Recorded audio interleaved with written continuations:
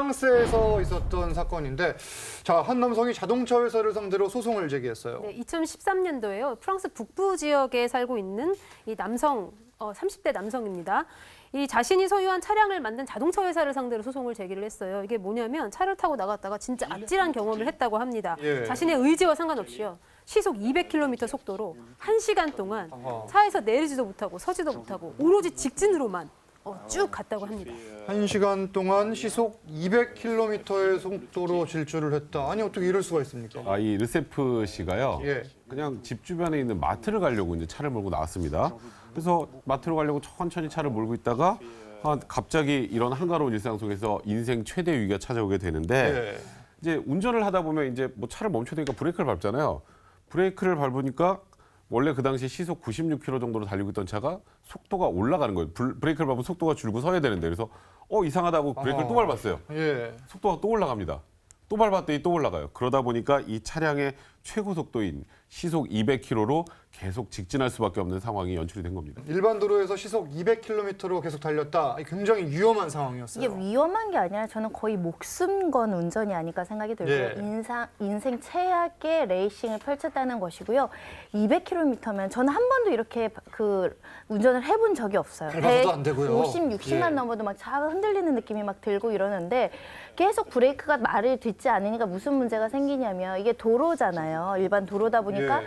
신호도 있는데 신호도 못 지켜. 그리고 다른 차량도 있으니까 다른 차량도 너무 위험해. 혹여라도 부딪히면 대형 사고가 나는 상황이었고요. 그래서 요리요리 피하면서 다행히 위험하지만 안전하게는 갔다고는 하는데 사람들이 보니까 이상한 거예요. 그렇죠. 그러니까 알아서 좀 피한 운전자들도 있었다고 합니다. 누가 보더라도 이상한 차량이었던 건데 이 차량을 멈출 방법이 정말 없었던 겁니까? 리세프 씨가 진짜 예. 아슬아슬하게요. 다른 차량들이랑 막 장애물들을 요리조리 피해 가면서 또 엄청난 집중력을 발휘해서 경찰에다가 전화를 해서 나의 상황이 이렇다 이렇게 알립니다. 그러니까 경찰이 이 차량 제조사의 기술자한테 연락을 해가지고 이거 혹시 멈출 방법이 없느냐라고 했는데 문제는 이 기술자도 딱히 방법이 없었다는 겁니다. 자, 기술자조차도 멈출 방법이 없었다.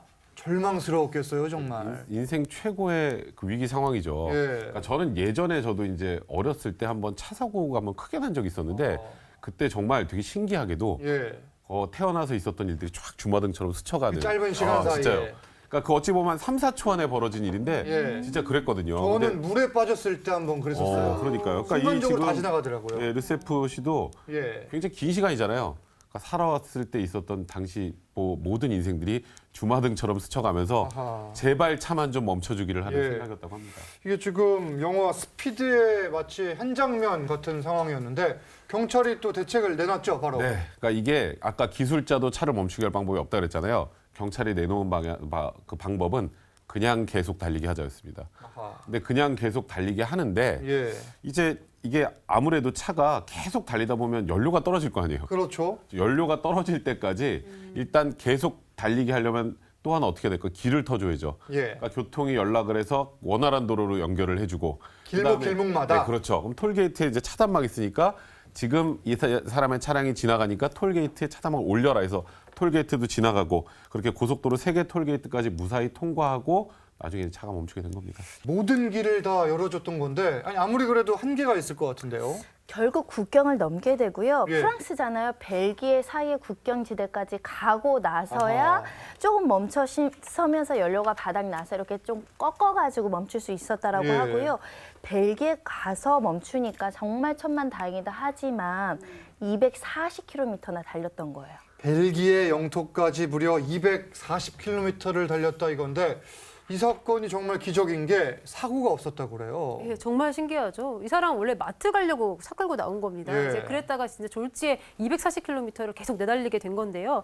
진짜 불행 중 다행인 게 이 사고가 없었다는 거지만 이 르세프 씨가 또 정신적 충격은 받았습니다. 그래서 뭐 이렇게 간질성 발작이 생겼다고 하는데 이 사람은 이제 자신이 물론 부상을 당한 것은 아니지만 목숨을 잃을 뻔했기 때문에 손해배상을 청구한다고 밝혔습니다. 자, 운전자가 이 차량 제조사에 소송을 제기했다. 이거는 차량에 문제가 있다 이렇게 본 거잖아요. 그렇죠. 브레이크를 밟았는데 속도가 올라가면 당연히 차량에 문제가 있는 예. 거겠죠. 그리고 이게 일반적인 급발진 사고가 아니라 240km를 달려갔던 사고였으니까 현실적으로 브레이크가 안 들른다는 건 어느 정도 입증이 가능할 텐데 그래서 예. 르세프 씨는 브레이크가 말을 듣지 않아서 직진할 수밖에 없었던 상황이니 차량 결함 때문이다라고 주장을 하고 있고요.